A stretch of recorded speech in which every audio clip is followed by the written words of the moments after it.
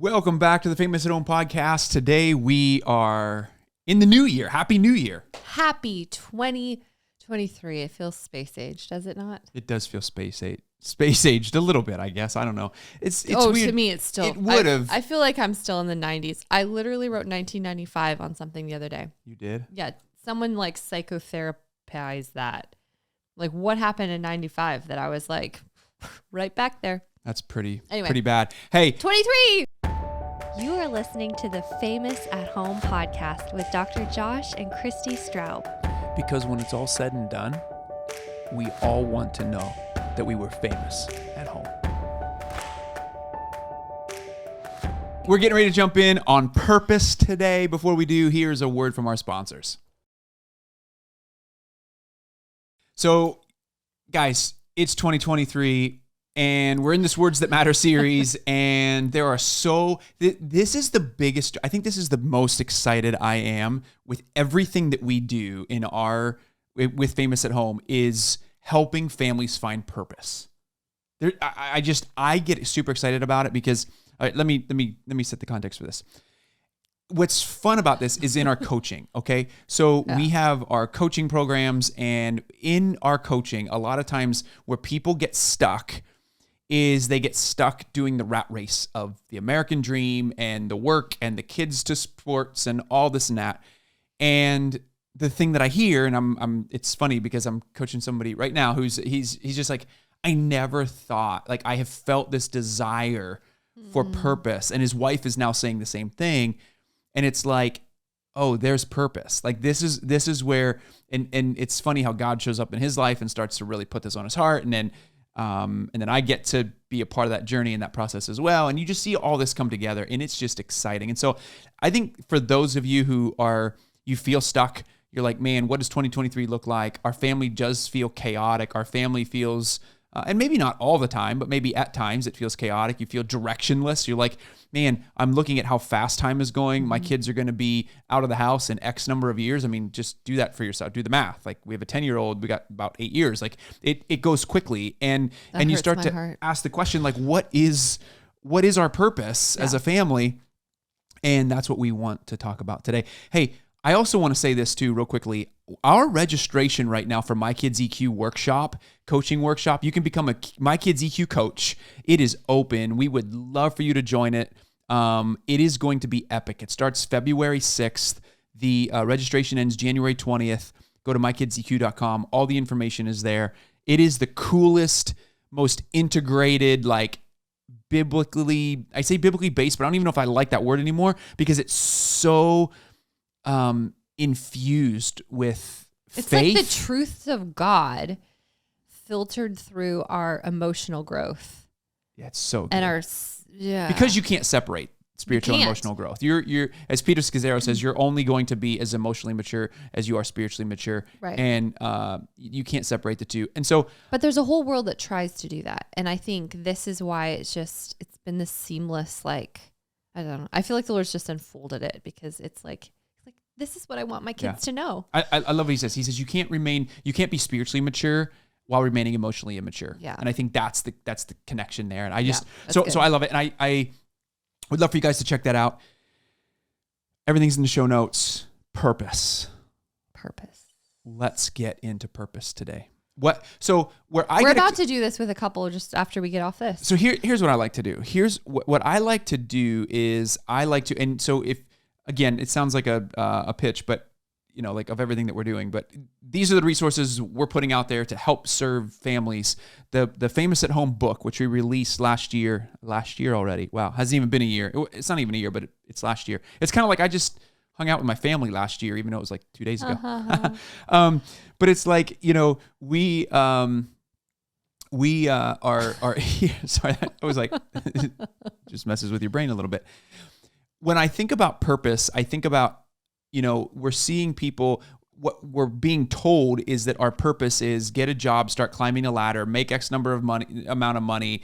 And it's kind of like get your, do that for all of your life, retire, get a nice car here and there, retire on some beach somewhere and play golf while you're retired. Like that, that is so empty. That is so, and people are realizing how empty this dream really is.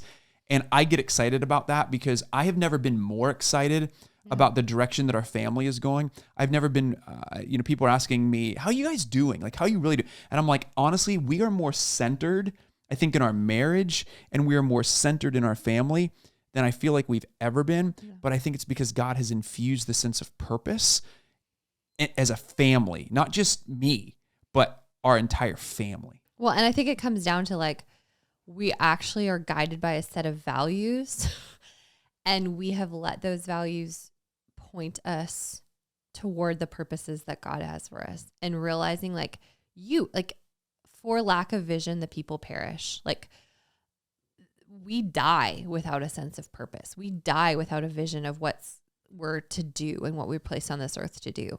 Like, we actually perish. And I just wonder, is this why many people are struggling with depression? Is this why so many people are going into like, I think it's very, and I think all it's these very like, true. well, and chasing work, chasing like these platforms in other places, because I think we all have this innate built-in drive to accomplish a purpose. And so if we don't have one that's directing our lives, like this overarching goal that God has just placed us to do, we find substitutes. And there are these like false idols that we start chasing because we're built to do it.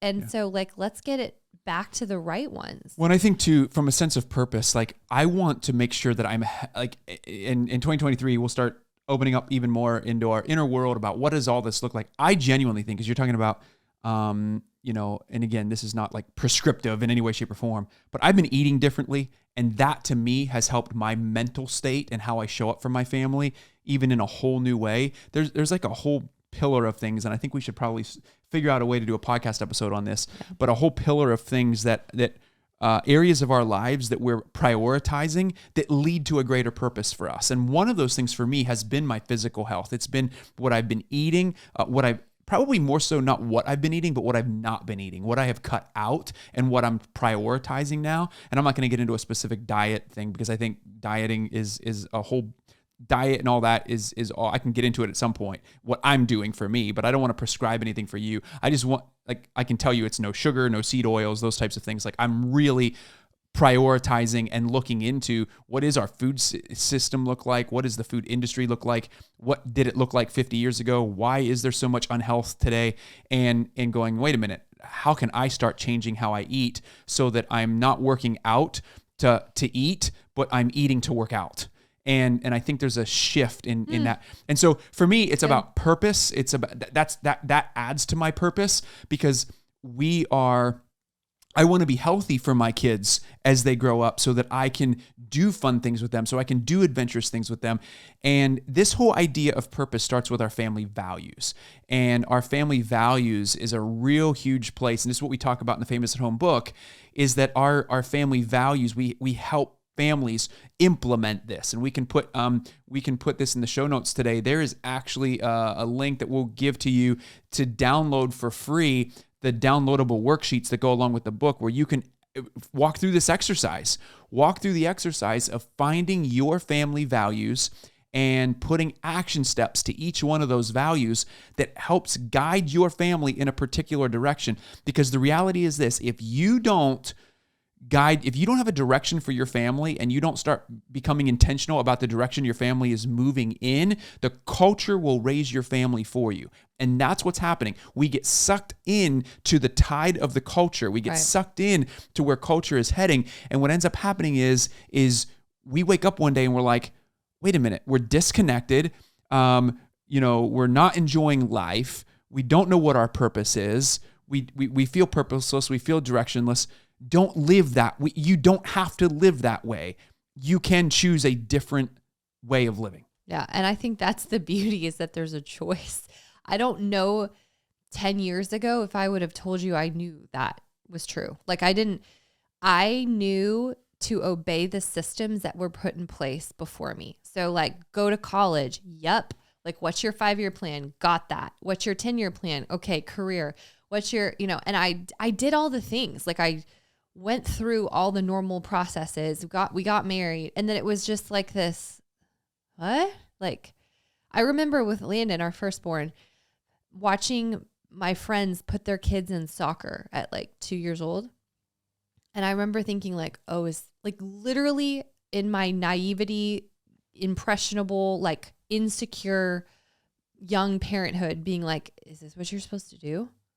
I guess you're supposed to put your kids in soccer when they're 2. Like, maybe that's good for them. I don't know. I was looking around me to see how other people were living. And I don't know that that's unique to me. Like, I think that's kind of what we all do. And unless you see, I mean, Instagram. I mean, come on. Another way. You follow somebody on Instagram and you see the life they're living. Yeah. There's an attraction because people are putting they're putting the attractive pieces of their lives on Instagram. Of course, you're going to be attracted to their lifestyle. Yeah. And I think you start to absorb it then. Yeah. You absorb what you see them doing and you're like, oh yeah, it's like advertising. Like you get sucked in like that must be good. That must be necessary. As opposed to the alternate way, which I was literally praying this morning and the Lord was like, you have been like, there's the wide way, this wide gate that most are walking. It is filled with comparison because there are so many, and competition because there are so many people walking it. You walk the narrow way. It is narrow and it is deep because it is like deep wells, and it is obviously windy and not a direct straight shot. And yet there's no competition and there's no comparison because no one else is walking your path.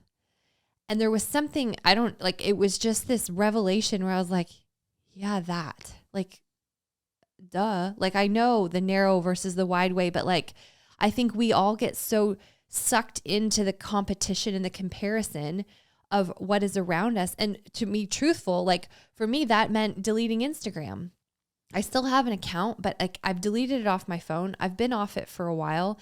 I feel better. And I've done this time and time again, like and then I'll bring it back. And I just have found it's this vortex. For me, it's not healthy. I just see this wide road and I want to be so purposed in the things that God has for me and my family. And I also need that quiet space, the margin, in order to hear it. And I want to hear that. I want to hear more about that. Because I want to go there. I want to go to what are some of the things that we're doing to add purpose to our lives? Yeah. What do our values look like? How are they guiding our purpose and our mission? And we'll do that as soon as we get back from the break. All right, so Christy, you deleted Instagram. Tell me how, because I want to get practical in terms of some of the things that we're doing. And again, we say this all the time on our podcast. The things that we do, we don't feel like we're prescribing onto you that we think you need to do. You need to pray through and do what's unique to your family. Well, it's like a friendship. Like I'm just sharing what I'm doing and, you get to then absorb that however you want to and be like, oh, like it's like that reflection on like, that's interesting. So tell me about Instagram. Like what's it doing how has it added purpose to your life? Yeah, I think I have talked this through with so many people, friends, coaching clients. Like I think we all feel this wrestle. But I have wrestled with this for years, with this need to like show your life as if like that's the proof that you're living or something. And the evidence of like who you are as this social like portfolio, I guess, of like your life versus actually living your freaking life. And I'm getting a little passionate about it because I think it's stealing so much from so many of us. And so and part of it is like we do like a podcast, we write books, and we get to be in people's lives. And I love that. Like I love it so much, but I also have to tell people what we're doing so that they can, use like the resources we're creating. So there's been this like really weird tension of like, but you kind of have to still be visible when I'm truly desiring to just live a hidden life with God, with my family, with my friends, with my neighbors, with the people in my church community and my community at large here in Tennessee. And that's hard when you're balancing those two worlds. And I think most of us have that, truthfully. A lot of us are in fields where you still need to have some sort of visibility. And unfortunately, that's the way social media serves us. And that's a benefit, obviously. But for me, the cost was too high. The cost was just too high. I was wrestling immensely with the observing so many other people's lives and then trying to curate how other people perceive mine. And that battle was taking up way too much emotional space, spiritual space, space with my family and my actual friends in my real life. And so what I started to do was just call friends instead of even texting them. Like I would just I'm driving, dropping the kids off somewhere or whatever, and I'd just call them. And I had one friend be like, literally answer the phone. She goes, I didn't know people still did this. I was like, hi. Like, yeah, hi. And I thought if that's how I feel connected to somebody is to actually talk to them, why don't I do that? And so I deleted Instagram. It's good. I don't. You're lost for words. Sorry. All of a sudden. Okay. So it's changed everything. One of the things I for feel me so much is happier. that I'm doing so this is that what you were become asking an me? episode about, no, I think it's fantastic. I think Okay. it's great. This has become an episode about us finding our purpose. So, I think everyone's trying to find their purpose and everyone's trying to find what makes life purposeful. I have a coaching client who is one of the ways he is beginning to figure out his own journey of what purpose means is he is serving refugees who are coming in from other nations at a refugee. It's like where refugees are. It's not a camp because they're now in America, but it's like housing and like support for refugees for like 18 months when they first land here, and they can't even speak English, right? And he's entering into their world because he's finding so much more purpose in that than he does in his corporate job. Like, to me, like, these are the things that, what is it for you? Who are you serving in the least of these that is bringing more purpose to your family? And one of the things that we're realizing in this process, and so I want to get to that component of purpose in just a bit. Before I do, I also want to share what I'm doing in this year, in 2023, that similar to Christy with Instagram, that's helping us find our purpose. But then also too, like, I want to talk about our values and how our values lead to our purpose, which leads to that. Like, are we serving in a refugee camp? Are we serving in homeless shelters? Are we serving single parents? Are we serving, who is it that we're serving? What is it that looks like? Because those are the things that we want to invite our kids into so that they realize they have a purpose beyond sports and they have a purpose beyond the things that we're feeding them, that there's purpose in. And so for me, I have a very good friend who has had a flip phone for many, many years. And one of the things I've been challenged by is somebody else who says that if you're not weird, you're doing something wrong. You should be the weird one at your family functions. You should be the weird one. And I'm at a point in my life where I'm like, I want to be the weird one now. Like, I'm tired of being I don't want to be weird. I want to be unique. There you go. You want to be unique. I want to be weird. So I'm going to be weird this year. But like, I really, like, when I go out, I want people to be like, she was so unique. Like, she was so, I've been thinking about this lately. You are unique. Because you have space to think about it when you don't have Instagram, by the way. You really do, because I'm like finding myself being so much more self-reflective about my life and realizing like, I don't want to follow all that crap anymore. I don't want to follow all the ways that the herd is going. Like, I just want to be unique. Well, you're unique and I'm going to be weird. I'm going to embrace weird. Oh, sweetie. I think we'll figure it out. We'll figure out what word I embrace. But here's the deal. I'm in the process of researching flip phones right now because I'm moving to a flip phone in 2023 and I'm going to go on that journey. I will invite you on that journey with us throughout the podcast because it'll probably change so many areas of my life that I have no idea what it's changing. But I'm ready to move to a flip phone so that I am not being chased down by text messages and everything. What was awesome that my friend said to me is he said, you realize, because you get put in group texts and most people are texting, they're just texting an idea or they're texting a thought and you're interrupting time in the present with somebody that you love to respond to a thought or an idea that really has no implication on anything going on in your everyday life. And he said, what I realized when I moved to a flip phone is people actually stopped thinking about me. They started removing me from group texts. people just don't think of me anymore. And he's like, it actually feels really nice because I spend a lot more time playing board games with my daughter, and it is just beautiful. And it's and I'm telling you, his challenge to me was this: I don't talk about my values. I live my values. And I'm like, I'm going to start doing that. That's the thing I want to do. I don't want to talk about where I'm going to be a year from now. I'm going to be who I am today, not a year from now. And I'm just going to start living that way. And so that's my purpose. But which is so, like, let's go back to the values thing, because we've mentioned it a couple times.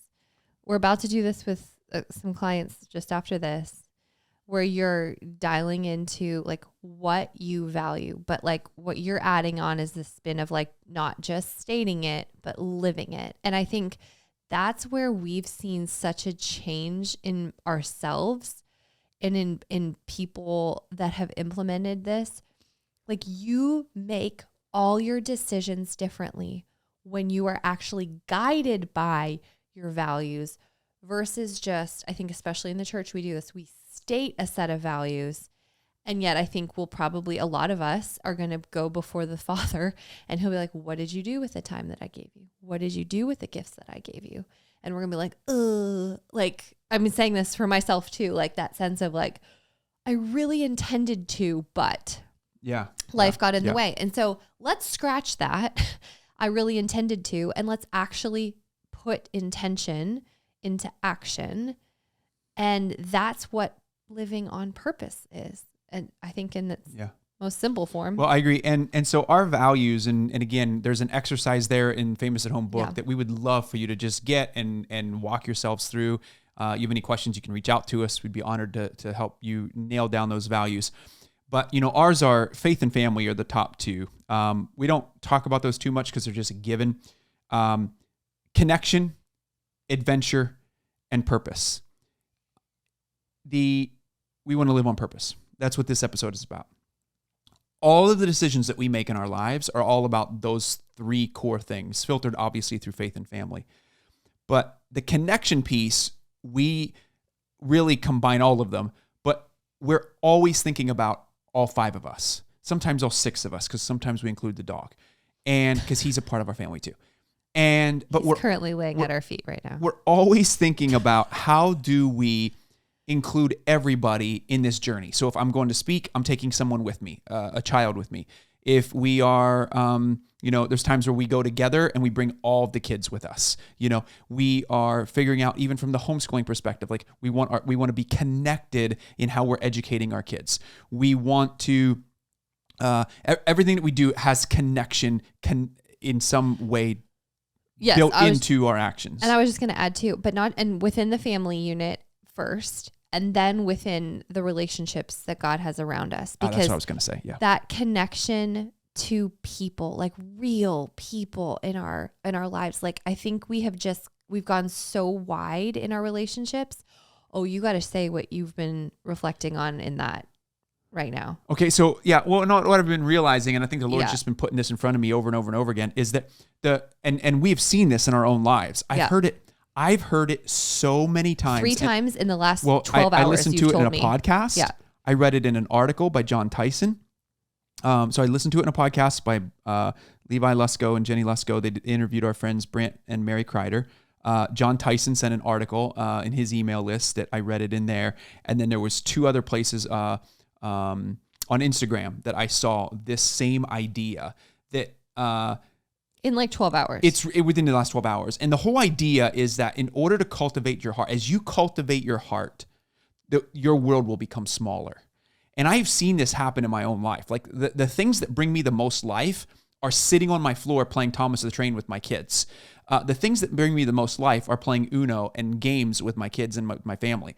The things that bring me the most life are the things that connect me to the world around me. But it's what it's doing is it's making my world smaller, not larger. And some of the things that I've been seeing is that the faker you are, the larger your circle will be, and the more real you are, the more authentic you are, the smaller your circle will be. And I'm like, that is fascinating to me. I think there's a false self, true self component to that. Yeah. That the more, as we live out of our false self, we try to surround ourselves with more and more people. But the more you enter into your true self and find who you really are, the smaller your circles become. And for me, deeper connection this year with a flip phone, something I've been desiring to do that I just haven't done, is to have campfires or bonfires in my backyard where I invite men over, to just sit around the campfire and have a conversation. I haven't done that yet, but I'm doing it now, and I'm going to be able to pick up the phone and call them, not text them, pick up the phone and call them and say, hey, come over to my house tomorrow night. We're having a fire. Come over to my house tomorrow night. And it's just going to, that's how I want to be living, because I want to be connecting with people who I'm doing life with, not just scrolling and trying to get bigger and wider, but to get smaller. And to me, there's just so much purpose in that. And I hope that's helpful for you guys. Oh, I just think it's so rich, and it's true. Like, it just rings true in your spirit, because you're like, and you might be sitting there right now going, I don't know how I'm going to ever do this. I have no idea how I'm going to do this. I want to tell you something right now. I have no idea how I'm doing it either. I'm just doing it. Like, don't talk about your values, just live your values. If you've been itching for a flip phone, just go buy one and start. Like, if you've been wanting to have guys over, don't keep talking about it. Just go do it. Yeah. Like, I've been challenged so much by close friends of mine who don't just talk about things, they just go do it. And I'm like, you know what? I'm just going to go do it. I'm just going to be the guy. And because what else am I waiting on? Like, truly, what am I waiting on? Am I waiting for my kids to be out of the house? And I look back and I'm like, oh man, I wish I would have done that. It was a good idea. I really should have tried it. You have to follow your convictions in that sense. So let's get into the values piece here. For you, as you're doing this, what we encourage you to do is download the 100 commonly held values lists that are in our book. And if you're married, separate. Don't literally separate your marriage. That would be weird for us to tell you to do that. Don't do that. Go into 2 different rooms. Take that list, print off 2 of that list, go into 2 separate rooms, and each of you walk through and circle the values you want to lead your family, that you would love for your family to live by. And then come back together and look at your lists and compare your lists. Did you have similar values that were circled? If you did, that's probably a good place to begin, because you're probably already living out that value at some capacity, or at least desiring to live out that value. And then what we encourage families to do is narrow your values down to 3, no more than 5 values. Because the more values you have, you end up forgetting what they are, and you don't really live by them, because you actually want to put action steps underneath each one of those values. And so come up with 3, no more than 5 values. If you're a single parent or a solo parent and your kids are old enough, invite them into this journey. Do the exact same thing with them, so that you have a direction in how you want to lead your family as you move forward. For us, adventure has been camping. We've been going camping. We've decided to make camping 4-day weekend camping trips as part of our adventure and adventuring out. And about taking the kids with us on trips and kind of having roots and wings is part of what that looks like. Purpose for us is having our kids be a part of what we believe we're called to do through the household. If you haven't listened to the Rethinking the Household episode, we'd encourage you to go back and listen to that, where we are really entering in and helping families to build the kingdom of God through how we treat other people, but also through our household of faith. And what does that look like? And, our kids are embracing that in some really cool ways. And it's been sweet. We are in a sweet season. I pray that we stay in that sweet season, but we really feel like our kids are picking up a lot of the values that we have been preaching and living out, and not even preaching, but just simply living them out. And we believe that if you do that, you will find so much more life and energy. Like there was a season of my life where I struggled waking up in the morning, where it was just like, ugh, got to get up today. Like, and that was, early when our kids were super small, and you might be in that season too. And it was just like, ugh. But I really, like, now when I wake up in the morning, I'm like, I'm excited to get up. I'm excited about the things that are ahead in the day, because there's so much purpose in all that we're doing. And it's funny, because my shift has been, I'm not doing this for us. I'm not doing this for Famous at Home. I'm not doing this for our organization. I'm not doing this for me. I'm not doing this to make $1. I genuinely am doing this because there's a deeper purpose into building for the new earth that has completely transformed the way that I view how I lead my family, with a sense of piety, which is a way of life. Piety is a word that we have lost in our culture, and that I am I'm going to reclaim thanks to C.R. Wiley in his book, Household and War for the Cosmos. It changes the way that I serve Christy. It changes the way that I serve our family. The things that I can now do around our house, even in the simple things as picking, vacuuming or cleaning up the kitchen or doing those things, seeing things that need to be done around the house and just doing it out of the sense of like, this is what I'm called to do in my family, not doing it and then resenting Christy, but actually doing it because God's watching me. There's a motive and a heart change of like, no, this is what I'm called to. And this is a really cool honor to do this. And rather than not doing it because I'm trying to chase something else outside the house. Yeah. And I think that's the big thing. That's what we talk about in the book, Famous at Home. I think that's the big perspective shift as it relates to living with purpose. And I want to talk about purpose too, because I keep hearing the number of people that might be listening and you hear purpose and you assume like, I have to have like a one sentence, like this is the purpose of God for my family. Like this is our life purpose. Like in a, what do they call that?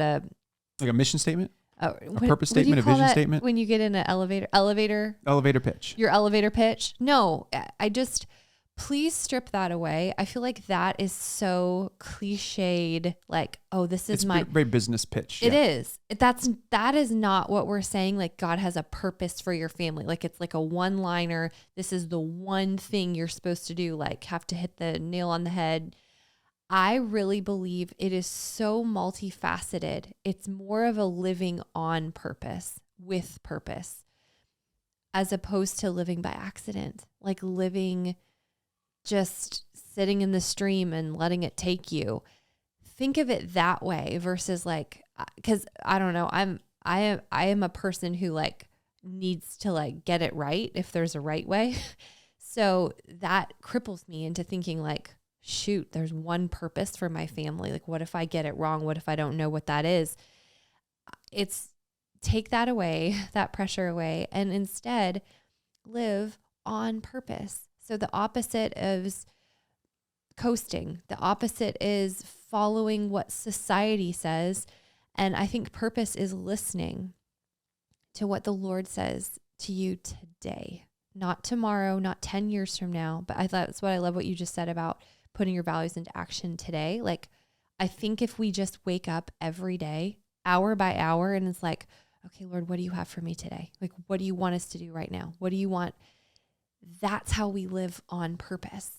Yeah. And that's what creates lives that are rich and they're flexible and we're able to be redirected when we think we have a great idea and the Lord's like, interruption. Nope. Actually, you're going to go do this.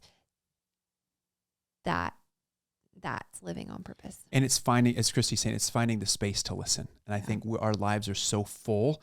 When we did a survey of over 700 parents recently, we found that the greatest parenting struggle was too busy and not enough time. And I think our lives are so full, we're not giving ourselves space to listen. So I read a book in 2022 that one of the most significant books I read in 2022 was a book called Imagine Heaven. And it just shifted. It was a paradigm shift for me in a lot of ways. But I think it strengthened a lot of where I was already thinking. But to me, purpose at the end of the day is, if I could simplify it, similar to what Christy is saying, is what was the effect that I left on people in my presence? When I was with people, what was the effect that I left them? What was the effect that I had on them and that I left on them when I was in their presence? And to me, every choice that I want to make in my life, every decision I want to make is about me showing up to love my neighbor as myself. One of the things John Burke writes in that book is everybody wants to change the world, but nobody wants to love their neighbor. And what he found through near-death experiences is that people who went to heaven, it was all about how well we loved. And to me, that's what this is all about. It's not about the books we wrote. It's not about the awards that we won. It's not about any of how much money we made, the people we hung out with. It's not about any of that. It's about, did you love well? And to me, in 2023, I want to make the decisions today that will help me show up and love well, beginning with my family and then everybody else around me. And so my encouragement to you as we close this episode on purpose, Find the one thing you want to do today that will lead you to greater purpose. What is just one thing that that's been gnawing on you, that you've been convicted about? For me, it was the flip phone. What is that? For Christy, it was Instagram. What is that one thing that you're like, I'm just going to do it because I know it will be the next right step? Take the next right step. And until next week, keep in mind that the greatest red carpet you'll ever walk is through your front door. Keep being famous at home. We